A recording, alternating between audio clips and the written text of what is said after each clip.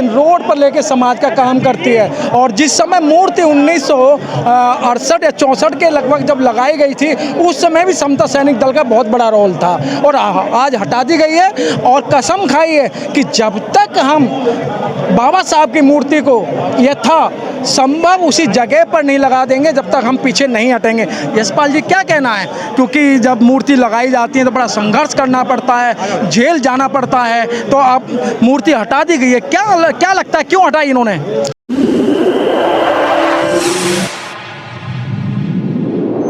इस news channel पर जो भी वक्ता ने कहा वो उसकी अपनी राय है, जिसकी पुष्टि नेशन न्यूज इंडिया नहीं करता। धन्यवाद।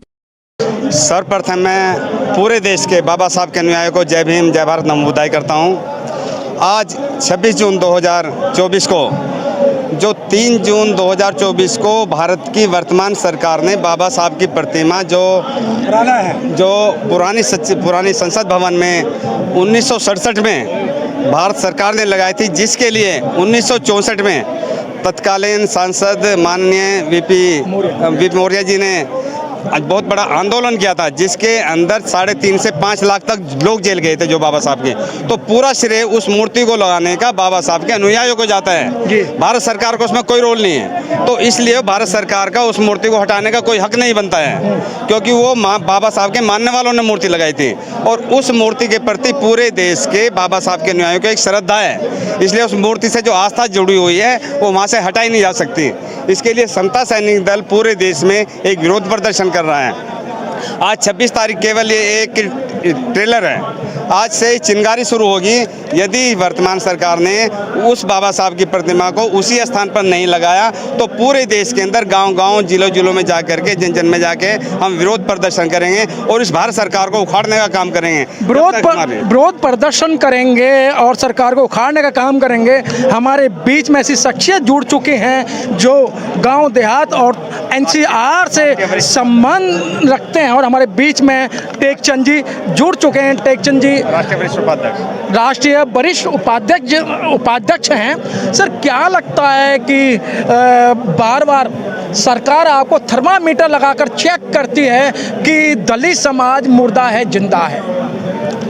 सबसे पहले मैं बाबा साहब डॉक्टर अंबेडकर को नमन करते हुए और आपके चैनल को बहुत बहुत धन्यवाद।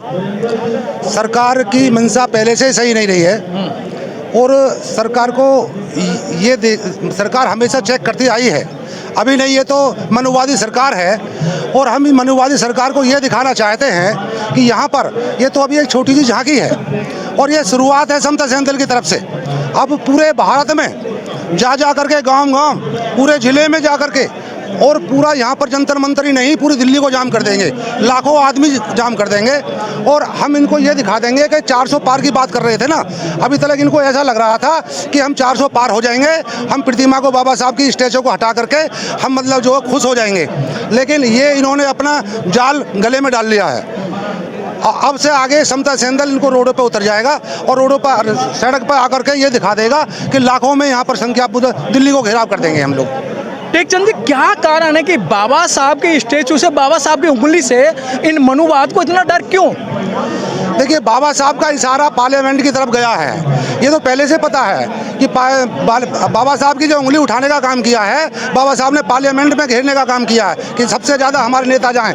लेकिन आजकल के नेता भी, हमारे जितने भी सामाजिक नेता हुए हैं, जितने भी पार्टियों में बड़े हुए हैं, वो एक भी काम बाबा साहब की आवाज़ को नहीं उठा रहा है। लेकिन आज हम उन नेताओं को भी जा करके समता सैनिक दल के माध्यम से ये बताएंगे, कोई भी नेता हम छोड़ेंगे नहीं दिल्ली में जो बैठेगा आकर के, कि या तो आप मान जाएं या तो हमारी लड़ाई में साथ दें, अन्यथा हम आपको नंगा समाज के बीच में नंगा कर देंगे, कतई नंगा कर देंगे। और आगे से अगर एक सीट भी निकालना है तो गारंटी हमारी है। टेकचंद जी, एक बड़ा कड़वा सवाल है, टेक सिंह जी, बड़ा कड़वा सवाल है। बाबा साहब जिसे महापुरुष कहा जाता है, महामानव कहा जाता है, अकेले व्यक्ति ने करोड़ों अरबों लोगों की जिंदगी सुधार दी, लेकिन आज करोड़ों अरबों लोग बाबा साहब की स्टैच्यू को नहीं बचा पा रहे हैं, बाबा साहब के संविधान को नहीं बचा पा रहे हैं।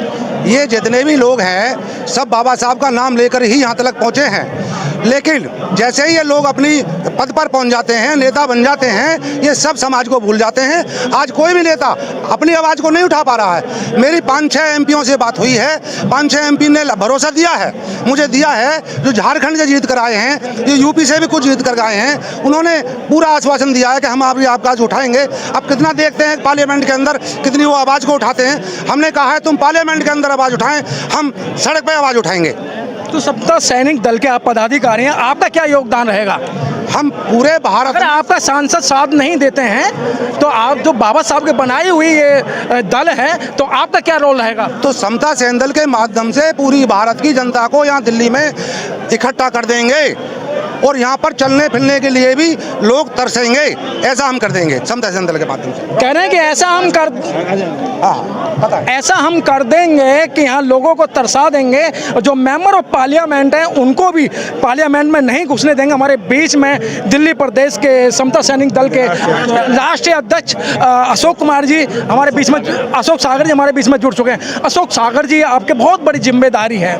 कहते हैं ना कि सिर मुड़ाते ही ओले पड़ गए। आपको जिम्मेदारी मिली और इधर से बाबा साहब की स्टैचू को हटा दे गया। आप बड़े दुख में, परेशानी में, तो क्या लगता है आपको? देखिए, ये तो समता सैनिक के नाते, मुझे राष्ट्रीय अध्यक्ष होने के नाते मेरे सामने में ये काम हो रहा है, तो मुझे तो बहुत फख्र हो रहा है इस बात का कि मुझे एक आंदोलन करने का, विरोध करने का, सरकार के खिलाफ खड़े होने का इस उम्र में, 64 साल की उम्र में मुझे भी एक मौका मिला है और उसके लिए हम पूरी जान लगा देंगे समता सैनिक दल पूरी तरफ से। तो मैं समता के आह्वान पर तमाम देश के समता सैनिकों को आह्वान किया गया है कि आज यहाँ पर इकट्ठा हो। यहाँ मामूली एक ट्रेलर दिखाया गया है, पिक्चर अभी बाकी है।